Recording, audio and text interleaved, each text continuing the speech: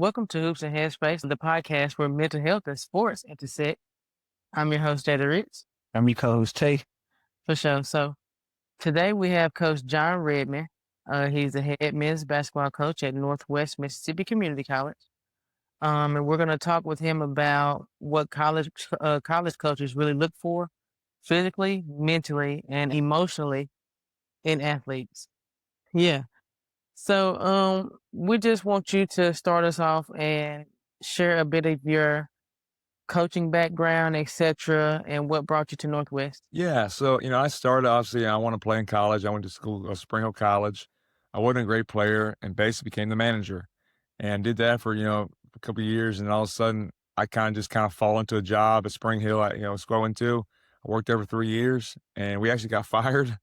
And then I get a job in Georgia at Dalton State, and it was the NAI school. And I was there with a guy named Tony Engel, who was the head coach at BYU a long time ago.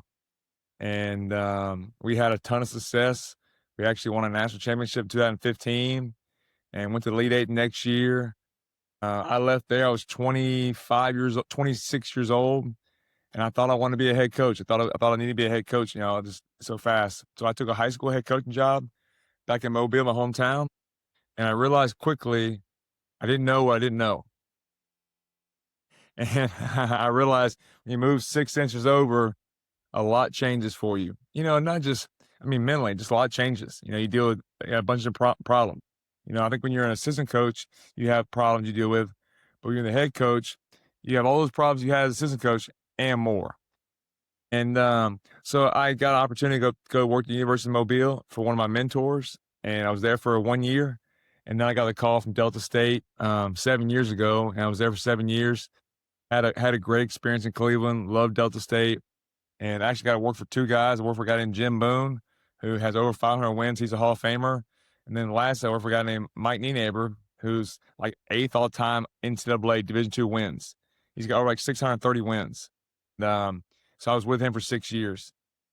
Man, my time at Delta State was unbelievable. I really felt like I was going to basketball school. And I thought my basketball just got so much better at Delta State. And, man, it changed my life. And I'm so thankful, I was there and so thankful as a young coach, people entrusted me and, empowered me to learn and grow and fail. I think a lot of times, a lot of people talk about failure. That's part of growth.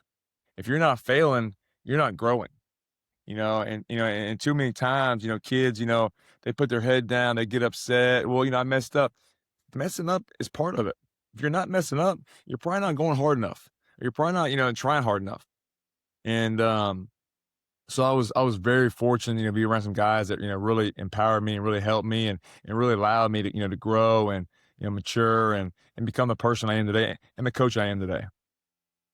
Man, that sounds like a great journey. And you really hit home with me personally when you said you felt like you just had to get into head coaching. And like you said, you don't know what you don't know Yeah. until you get there. And how was your coaching philosophy developed through your time at Delta State? It's I think my philosophy, it's kind of funny. It's actually totally different than anybody I ever worked for. And I think I think I took pieces of everybody I worked for and every program I've been around and try to mold it until, kind of who I am as a person and what's important to me. And I think that's in coaching. That's what the best coaches do. They see things they like or don't like and try to figure out, how to play it all together, how to mold it all together. And so that's kind of, how my philosophy came for me. But, for me, I want kids to play hard. I want kids, I want effort. I want kids to buy in and, I want kids to care. And, I want kids to, love playing. And, I think too many times you see, like I say, you see people put their head down, upset. I'm like, guys, we're playing basketball. What are you upset for? We're not digging ditches. We're not working the road. We are playing basketball, and I think too many times guys just get too upside down, like they're on a roller coaster ride. Guys, listen, just play hard, man. Be grateful. I tell our guys all the time, man, smile. I want to see you smiling more. And sometimes, I feel like I'm Ted Lasso. I'm just trying to get guys to believe. Yeah. That show, it's crazy, man. it's coaching and it's life. Um, so at the end of the day, man, I think it's, with coaching anybody, I don't care what sport you do, what sport you coach, you're dealing with people. And at the end of the day, it starts with people. So I think, the more you can coach people and get people and get their heart, the closer you can get their heart, man, I think the better opportunity you have to, to mold them and grow them and coach them. I love that. Isms. Yeah. Isms. So first, coach, we're going to talk about what you look for physically in players. So when you're evaluating a player physically, what specific traits do you focus on? Well, it's kind of funny. I think anybody, I don't care who you are, you can walk into a gym, say, "Hey, that kid can play. That kid's, he's the tallest one. That kid's the fastest one," and that's easy. I think anybody can look at the stat sheet and say, "Man, this kid's a great player." I think all the back work, the back work that goes into that. How is he off the court? How is he, with his teammates? How is he, in practice? How is he in the classroom? How's he, with his parents? That's the stuff that takes work. So when I go see kids, pretty much I know the kid can play or not. So when I spend like I'm not wasting a bunch of time saying like this kid can play, this kid can't play. Like if I'm going to see a kid play, he probably can play because I got other people say this kid's great, he is what he is, and so and I think really important. You know, I think every coach knows at the end of the day what they're looking for, and everybody's looking for something different. And like for me, I want kids, to really play really really hard, and I want kids, just to buy in, and I want kids to, just maximum effort. So that's what I'm looking for. Now that it might not be the same for what another school is looking for. Everybody's different.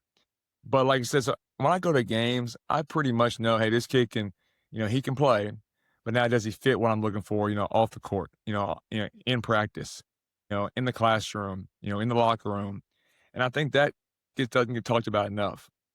It's just more just more than just playing. A lot of kids can play basketball. A lot of kids can play a lot of sports, but a lot of kids can do the other stuff too. And the other stuff, that's what sets you apart.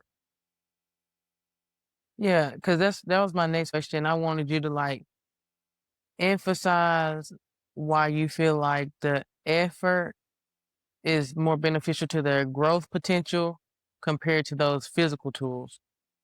Well, I think everything starts with effort and attitude. If you don't believe you can do it, you probably can't do it. And then if you don't try, give the effort, you ain't gonna do it. So to me, this is those two things, man. Effort, we talk about all the time, effort and attitude. And I think both go hand in hand. Like I said, obviously, there's kids can play everywhere in the world. International kids, kids everywhere. But are they gonna believe they can play? A lot of kids like, I spent a lot of time practicing, man, guys. I can't believe more than you believe. You gotta believe in yourself. I catch myself, on the bench during games yelling, "Shoot it, shoot it, shoot it." And I'm telling guys, I can't believe, you're better than what you are. I believe in you. So I think just trying to get guys to believe in themselves is a huge part of coaching.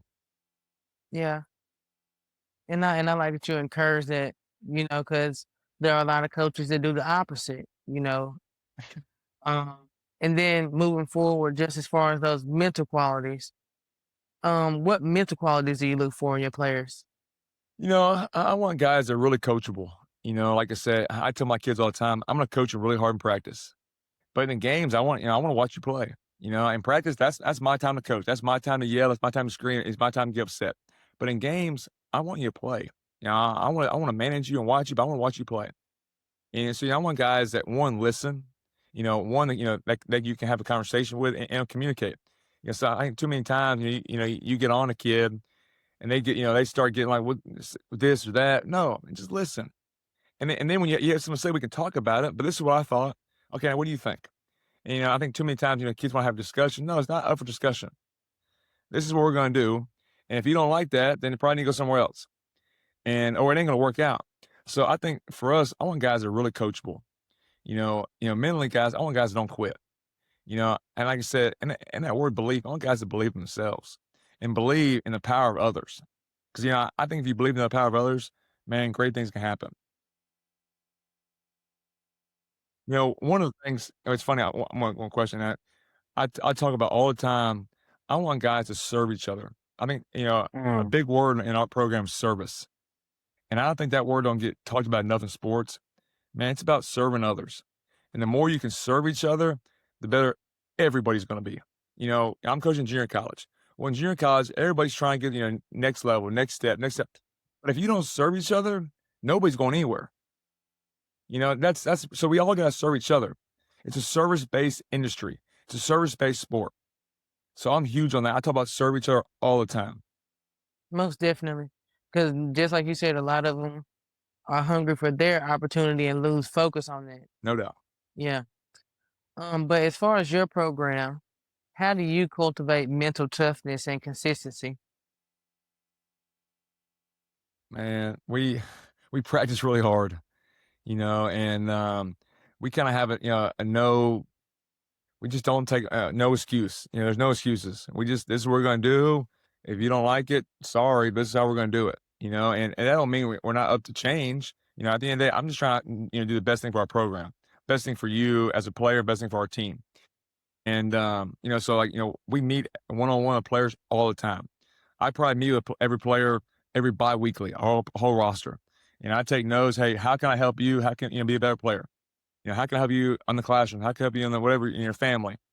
And I think when you have those kind of relationships with people, you can really help and you can really coach them. Yeah. I like that. I like Yeah, everything. Getting a lot of isms today, so I yeah. think if you don't have a personal relationship with people, you can't really coach kids. I agree. So I'm I really agree. really big on I coach my guys really hard, but they know I start my dogs. Yeah, so there they go. They know I love and care about them. But Yeah, that takes time. That takes time to build that. it does. It does. And it's real beneficial when you do though. No doubt. No doubt. Yeah. Have you seen a difference as far as players that enter college already with those good mental habits compared to ones that don't? For sure, for sure. I think a lot of times, you get kids, really good programs. They have really good mom and dad at home, or really whoever at home with them. It's a huge thing. I think you get kids that might have failed a little bit and overcame things. Sometimes everybody wants a kid to win a state championship. That's easy, but what if that kid had to overcome? And the word overcome, and in life, you're going to overcome something. And if you ever not overcame anything, where are you at? What are you doing? Because that's life. Life adversity hits. What are you going to do? Are you going to point fingers, or are you going to try to dig deeper and work a little harder? Yeah, yeah. And you know, just speaking on that too, with them trying to make it to the next level, they kind of start off behind when you come in lacking that already. No doubt. You No doubt. know, especially with older players now being involved, that are more mature mentally. Yeah, one thing I do really like about junior college level, and I say I've never coached junior college until this year. I've always been a 4-year coach. But one thing I really do like, and I have to remind myself, occasionally, and my wife does a great job. I'm dealing with 18-year-old kids. I'm dealing with kids that just were in high school last year. In the last couple of years at Delta State, I was dealing with 22 or 23 or 24-year-old kids. Well, now, and kids have been in college 6 years. Now I'm dealing with kids that just left their mom and daddy 2 months ago. And so that's a huge, huge thing. But I think at the end of the day, if you get kids really buy in and really believe, they're it doesn't matter how old they are. They just want someone to believe in themselves. Believe in them. And we spend a lot of time just in trying to build our guys, man. We believe in you. We believe in you. We believe in you. And just try to build guys up. Yeah. And then emotionally, how important is it for them to have emotional resilience? Because you were talking about you need to have dealt with something in life before you get here, you know? Know that adversity hits everybody in their lives at different points. And I said, if you ever meet somebody that hasn't dealt with adversity, just wait because it's gonna happen. So adversity hits everybody. And one person's problems is another person's success. So everybody you can't treat the same. And I think when you have teams, everybody's like, "Why treat everybody the same?" Well, you really can't do that because everybody comes from different backgrounds, different families, different upbringings. So everybody is at a different point stage in their life. And for us, having guys mentally ready, mentally prepared.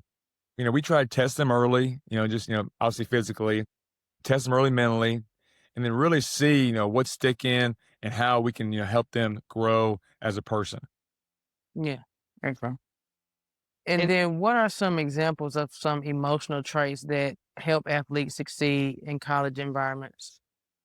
Yeah, I think a big one, for us is, man, I want kids that love it. I want kids that love it. And if you don't love it in college sports, you ain't gonna last very long because it is a full time job. That's people can say what they want. I mean, college athletics is a full time job. You get up in the morning, you might have breakfast, meeting, whatever you have. You might have study hall, you have classes, you might have weights, you might have individual workouts. You got practice, you got more study hall.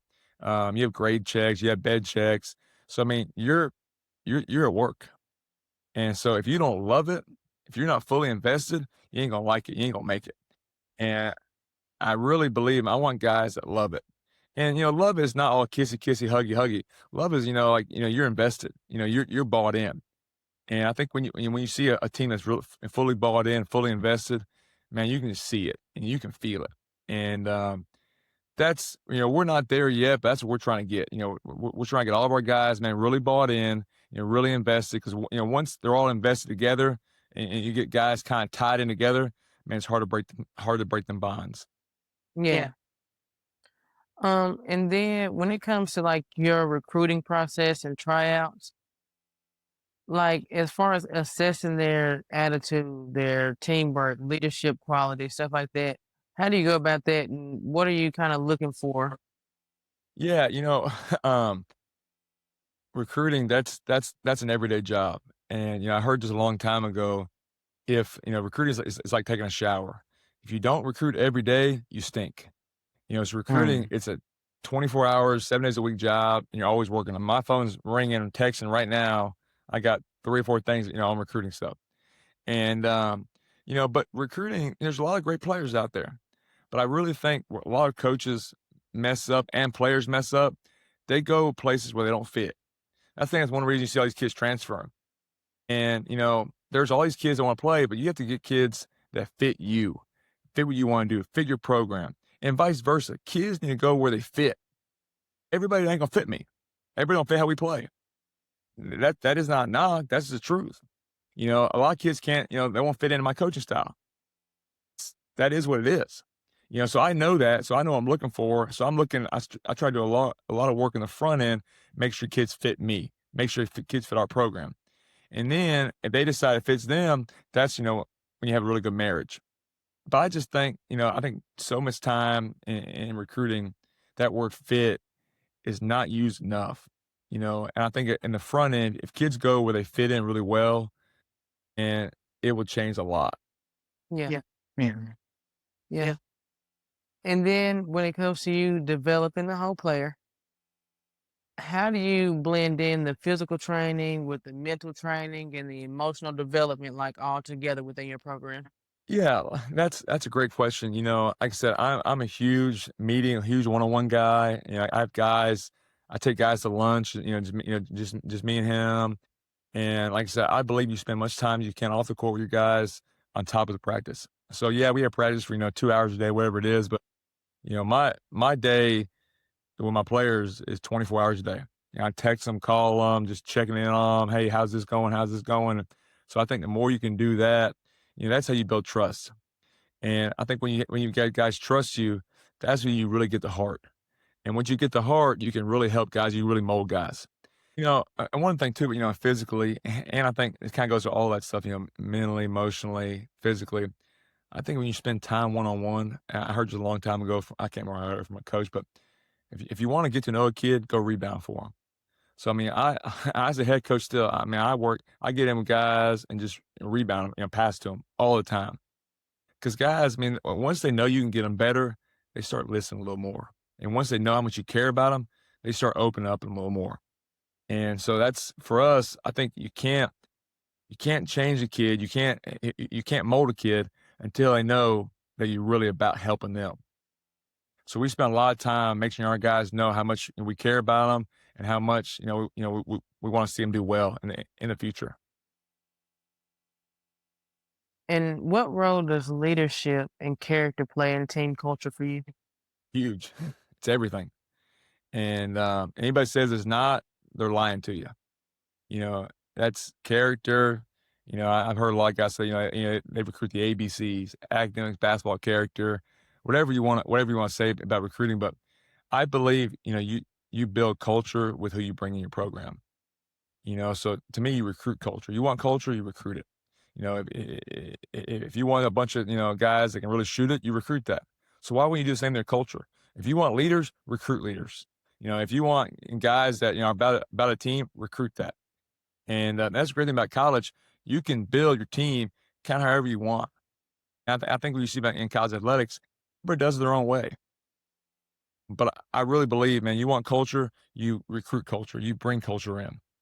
Most definitely. I love that answer. Some of the qualities that you look for in your players, do you look for that in your coaches, your assistant coaches too? No doubt, no doubt. And my coach would tell you sometimes they probably think I'm getting on them, but I try to coach them just like I'm coaching the players. I wasn't good at much, but I felt like I was a really good assistant and just got to work really hard at. So and a lot of guys invested in me, time, money, resources, whatever it is. So I want to make sure I'm investing that in my coaches too. And so I hold them the same standard as the players, and I spend the same amount of time trying to build that one-on-one. We'll go lunch, we'll go, we'll talk, whatever it is. I want to make sure that they know how much I care about them before I start coaching them. Before I start getting on them, because I really believe if guys know how much you care, they just open up, they just listen more. Yeah, that's a good question, Coach. Mm-hmm. And then off the floor, not just emotionally, how do you help them with life skills and academics, confidence, etc.? Yeah, it kind of goes back to that one thing. I believe you want kids with good grades, you recruit that. And I do believe though, you are who you're around. So, you have a bunch of kids, have good grades, do well in school, and you maybe bring one kid that's kind of on the border. Well, his grades are gonna go up because he's around a bunch of other kids who are smart. And I think you are who you're around. Your culture is so, your surroundings is so much in kids. And but we talk daily, like I said, about what's going on in the world, what's going on, our school, our community, what's going on at home. And like I said, I try to do a really good job at, in our individual meetings, meeting with guys, talking about guys, how's your family, how's this, how's that, and just so I can try to dig a little deeper for them. And I think the more you do that, I think that's how you really help people Yeah. Do y'all talk about life after basketball? Because we all talk the t- about that a lot. all the time. All the time. That's one of my first things recruiting, I ask kids, what is your goal? What are you trying to get out of playing college sports? Of course, they all say, I want to go play pro or something. I said, no. Besides that, after you play, after basketball ends, what is your goal? What do you want to get out of playing basketball? And they're like, oh, no, I never thought about that, coach. And I said, well, that's what you need to start thinking about, because at the end of the day, basketball is eventually going to stop. So when it stops, what are you going to do next? How are you going to use your basketball, your skills, what you learn here, to be a better person, be a better husband, be a better leader, whatever it is. And so we spent a lot of time talking about that. And like I always tell our guys, we're always, anything I can do to help you, I will. As long as we're friends, your friends are my friends. And so that's a huge point. And like I said, I really try to echo our guys, you know, um, man, just doing the right thing, because you never know who's watching. You never know who sees you, and you never know who they know. And I feel like a lot of times in getting jobs, you might know somebody, but they might know somebody, and it's really not who you know, it's who knows you. And I think that gets lost because it's about who you know. No, it's who knows you. To me, that's how you do well in life. Who knows you. I mean, you are giving some good Yeah. isms. Yeah, some good isms. What advice would you give young players and parents about preparing for college sports beyond just physical skills? It's, I think in sports, whatever it is, let's say basketball. I love guys that play multiple sports. I think guys, they're so focused on, trying to play one sport. Why? You only grow up one time. You're only in high school one time. So why not play as much, much as you can? Because at the end of the day, every sport, they're somewhat connected. So more, you're playing different sports, leadership skills, your athletic skills, just competitive drive, they're all tied in.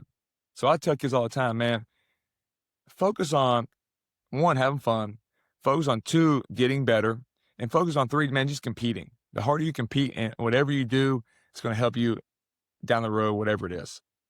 And, like I said, and don't be in a hurry. I think, too many times everybody's in a hurry. I got to do this, I got to do that. Why? You have to slow down. Just slow down, take a breath.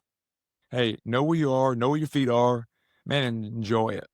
And I think everybody gets, too wrapped up on, I got to do this, I got to do that. No, just slow down. Take a breath. And, one thing we talk about all the time, our guys, man, I always say, man, talk less, talk less, talk less, talk less, and just breathe. Because then when you start really thinking about where you are, what you have, man, you become grateful. And when you're grateful, man, it changes your whole perspective on, on what you're doing, but also in life. So I really want my kids to really understand, man, what they have, where they're at, and who they're with. Yeah. And then what are some mental and emotional habits that they can build early to help them succeed on the next level? I think one, I say, being coachable is a huge thing, but playing through failure, making mistakes, and not getting you down yourself. It's okay to make mistakes, but it's not okay to quit. I think too many times, see kids make mistakes and they say, oh, like it ain't the end of the world. You missed a shot. Deal with it, live with it. Let's go next play.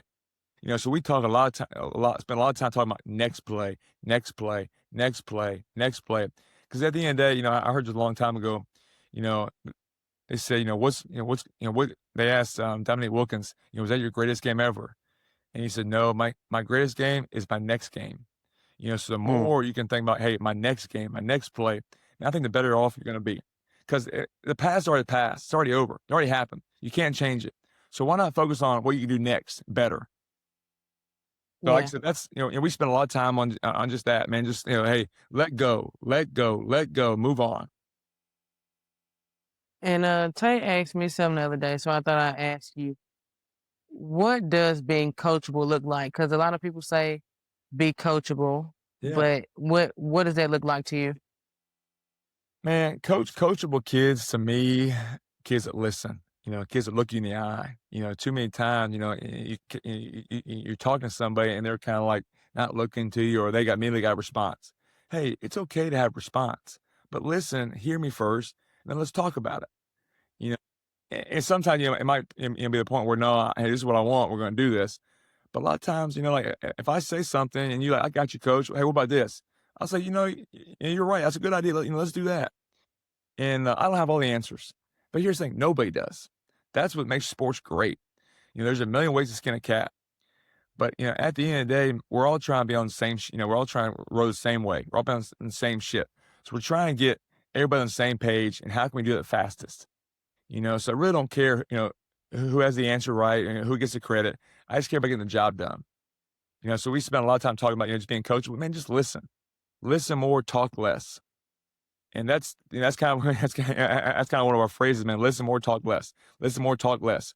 And I feel like when you just shut your mouth sometimes and listen, you'd be amazed how much you actually learn. Bija, ism of the year. Yes. And then, so looking forward, what are the current goals that you have for the Northwest program this season and the seasons moving forward? Yeah, we played really well so far. Obviously, I think we're 12-6. Obviously, we're happy where we are, but not happy about it. Same thing. I got a bunch of young kids. That they're competing really really hard. We're trying to win every game we play, just like everybody else is. That's the name of sports. We got beat last night, and obviously, we weren't happy about it. But we're trying to just find a little good, little good, little good, little good, because that's how you get better. I think if you're constantly, putting yourself down, like looking around, like, man, just that didn't go the way I wanted to, and you're not getting any better. So our goals, Lead. I don't know. Our goals is, I want to be the best we can be. And that looks different for everybody.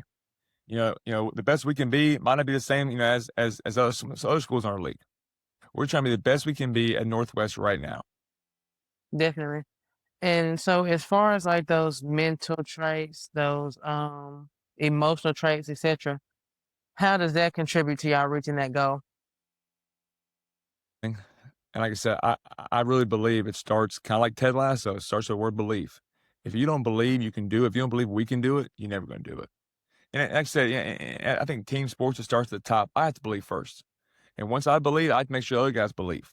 And then I have to hold guys that standard, and I think, once you do it on a team, you get everybody buying into that. That's when you can have success. That's when you have fun too. And like I said, I'm really proud of our guys, man. They're competing so hard, and one thing, you can't say about our team now, if you watch us play, our guys play hard and they compete. And that's one thing I'm really proud of, and we're going to keep getting better. Our guys will keep working hard. And as a coach, that's a lot to be proud of. Most definitely. And so, Coach Redman, we have reached the end here where we're going to let you talk your talk. We want you to let listeners know how they can follow you and your team. And anything else about Coach John Redman you want them to know. Yeah, hey, I really appreciate it. I'm really active on social media. I think I call a 30-second timeout. I do it every day. I love it. I do it every day, and it's just a little quick sound bite of something positive. And it's real life stuff that I think about. Usually I'm working out or something, watching tape, and I just come to my head and I just say it. And the crazy thing about it is I do those, I'm gonna say 95% of the time, first take. One try. And so I mean it's really who I am and what I believe in. And so I'm all over social media, guys, our programs all over social media, all TikTok, whatever it is, Twitter, Facebook, Instagram, all of them. My email stuff's all online. I'm very, very easy to find. Like now, if you're 6'8", can shoot it and run, I'm even easier to find. Gotcha. And but hey, that's that's okay. Like I said, at the end of the day, I want guys that are great people. I want people first, because I think if you get a bunch of great people in the same room, good things are going to happen. And I think a lot of times, coaching, people forget that the human aspect. It's about people. And the more we can get people on in line on the same page, the faster we all can have success. So that's kind of my who I am as a person, who I am as a coach. I really enjoy talking tonight, and like I said, I'll leave my number, whatever it is, I'll leave that here, and you can share it. No problem with that at all. Thank you. Appreciate you. Yeah, most definitely. Because like you said, if there are some 6'8" guys that are watching this want 'em. episode, That's we're right. gonna make it easy for you to get in 6'8" contact. with good grades. Yeah, good I want good grades, grades too. coachable. Coachable, All good the grades. qualities he discussed throughout the episode, man. That's right. I want them guys. For sure. Did what I I want did. them Shut guys. up and listen. That's what I did this year. That's So right. learning a Just lot. listen. Just listen. But man, It's hard. It's hard to listen sometimes. that's it. You took the words out of my mouth. I just say, man, it's hard sometimes, but like you said, when you do, that's when you really learn the most. That's when you learn that you really didn't know much at all. No doubt. Yeah. But man, we do appreciate you, Coach. We ain't gonna keep you too much longer. Kids, y'all listen to what he said, because the main thing that I took away from this episode, we didn't talk about stats. We didn't talk about physical qualities or attributes that much. The things that the college coaches, especially Coach Redman, is looking for is within you. It has nothing to do with those physical attributes on the outside. But again, Coach, we do appreciate you. Appreciate you, Coach. I appreciate y'all. You have a great night. You too, Coach. This is Hoops and Headspace, the podcast where mental health and sports intersect. I'm your host, Jada Rich. I'm your coach, Tae. And again, Coach, we love you, man. Appreciate you, Coach. Night. Good night, Coach.